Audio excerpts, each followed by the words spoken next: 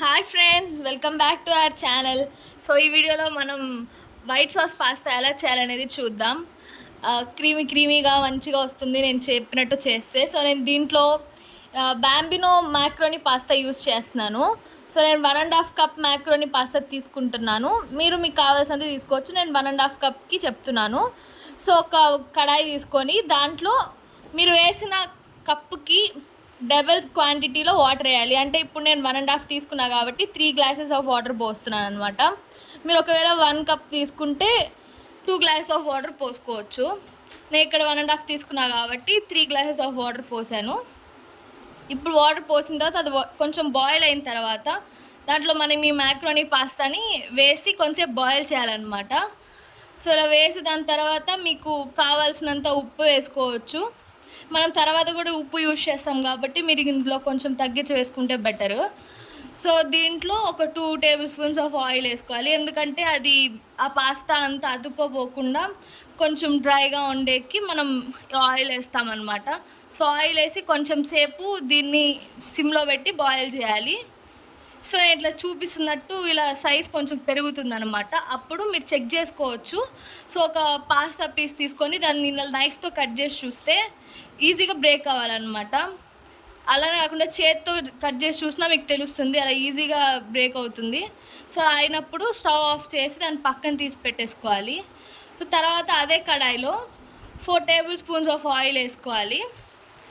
వేసుకున్న తర్వాత దాంట్లో నేను ఇక్కడ చూపిస్తున్నట్టు ఫస్ట్ గార్లిక్ వేసుకోవాలి. తెల్లగడ్డ వేసుకొని కొంచెం అది బ్రౌన్ కలర్ అయ్యేంత వరకు బాగా ఫ్రై చేయాలి. ఇలా ఫ్రై అయిన తర్వాత ఇందులోనే మనకి ఇప్పుడు నేను ఇందాక చూపించా కదా, దాంట్లో చూపించినట్టు ఆనియన్స్ వేసుకోవాలన్నమాట. నేనైతే ఒక చిన్న సైజు ఆనియన్ వేస్తున్నాను. మీకు క్వాంటిటీ బట్టి మీరు వేసుకోవచ్చు. సో ఆనియన్ కూడా ఇలా వేసి కొంచెం కలర్ చేంజ్ అయ్యేంత వరకు బాగా ఫ్రై చేయాలి. మీరు దీన్ని అంతా సిమ్లో పెట్టుకొని లేకపోతే మీడియంలోనే పెట్టుకొని చేసుకోవచ్చు. సో ఇలా బాగా కొంచెం కలర్ చేంజ్ అయ్యి ఆ పచ్చివాసన అంతా పోయేంత వరకు బాగా ఫ్రై చేసుకోవాలన్నమాట. ఇలా చూపిస్తున్నట్టు అవ్వాలి. దీంట్లో మీకు టొమాటో యాడ్ చేసుకోవచ్చు, ఆప్షనల్. టొమాటో ఇష్టం లేని వాళ్ళు స్కిప్ చేసుకోవచ్చు. నేనైతే టొమాటో వేస్తున్నాను. సో ఒక టొమాటో, ఒక చిన్న సైజ్ టొమాటో అనేది వేస్తున్నాను. అది కూడా టమోటా కొంచెం పచ్చిపోయి కొంచెం నీట్గా ఫ్రై అయ్యేంత వరకు ఇలా ఫ్రై చేసుకోవాలన్నమాట. సో ఇలా ఫ్రై అయిన తర్వాత దాన్ని బాగా ఇలా కొంచెం మనకి తెలుస్తుంది కదా అది ఫ్రై అయిందా లేదా అని చెప్పి, అలా తెలిసేంతవరకు చేసుకోవాలి. దాని తర్వాత దాంట్లో మీకు తగినంత సాల్ట్ వేసుకోవచ్చు. సాల్ట్ వేసుకొని కొంచెం సేపు అలా మళ్ళీ ఫ్రై చేసుకోవాలి. ఇలా మొత్తం ఫ్రై చేసుకున్న తర్వాత దీన్ని తీసి ఒక పక్కన ఒక బౌల్లో వేసేసుకోవాలి. బౌల్లో వేసుకున్న తర్వాత మనం ఇప్పుడు ఆ వైట్ సాస్ కోసం అదే కడాయిలో 4 టేబుల్ స్పూన్ ఆఫ్ ఆయిల్, లేకపోతే మీరు బటర్ అయినా వేసుకోవచ్చు, మీ ఇష్టం. నేనైతే ఇక్కడ బటర్ లేదని రిఫైన్డ్ ఆయిల్ యూజ్ చేస్తున్నాను అనమాట. సో ఈ ఆయిల్ వేసుకొని ఇందులో మనం మైదా వేసుకోవాలి. సో చూపిస్తున్నట్టు మైదా వేసుకోవాలి. మైదా అనేది మీ చాయిస్. నేనైతే ఒక 2 table spoon 2 to 3 table spoons వేస్తున్నాను. సో ఇలా వేసి దాన్ని బాగా మిక్స్ చేసుకోవాలన్నమాట. ఇలా నీట్గా వేసుకొని బాగా మిక్స్ చేయాలి. అంటే అది కొంచెం గట్టిగా అవ్వకుండా కొంచెం నార్మల్గా అవ్వాలి, నేను చూపిస్తున్నట్టు అవ్వాలన్నమాట.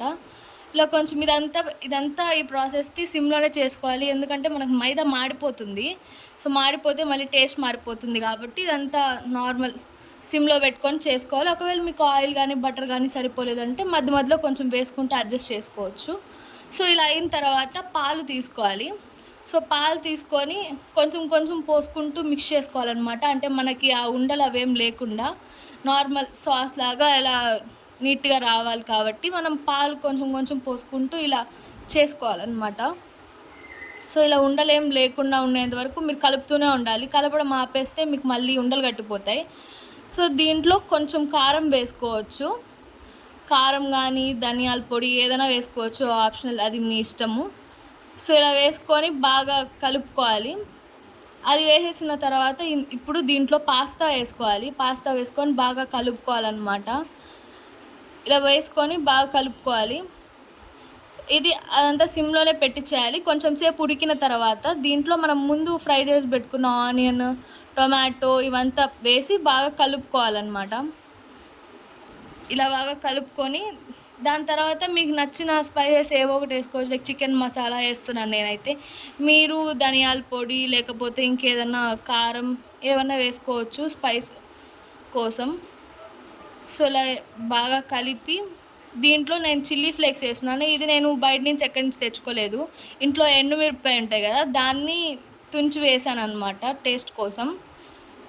ఎందుకంటే మనం మిరపకాయలు అవేం వేయలే కాబట్టి ఇది వేస్తున్నాము. సో తర్వాత నేను లాస్ట్లో ఇలా పెప్పర్ పౌడర్ కూడా వేస్తున్నాను. అది ఆప్షనల్, మీ ఇష్టం, మీరు వేసుకోవాలంటే వేసుకోవచ్చు. వేసి మొత్తాన్ని ఒకసారి నీట్గా కలిపి, మీకు ఒకవేళ అది గట్టిగా అనిపిస్తున్నట్టుంటే కొంచెం మిల్క్ వేసుకొని, పాలు వేసుకొని కొంచెం బాగా మిక్స్ చేసుకోవచ్చు. సో ఇప్పుడు దీన్నంతా అయిపోయిన తర్వాత స్టవ్ ఆఫ్ చేసి ఒక సర్వింగ్ ప్లేట్లో తీసుకొని సర్వ్ చేసుకుంటే అయిపోతుంది. Thanks for watching.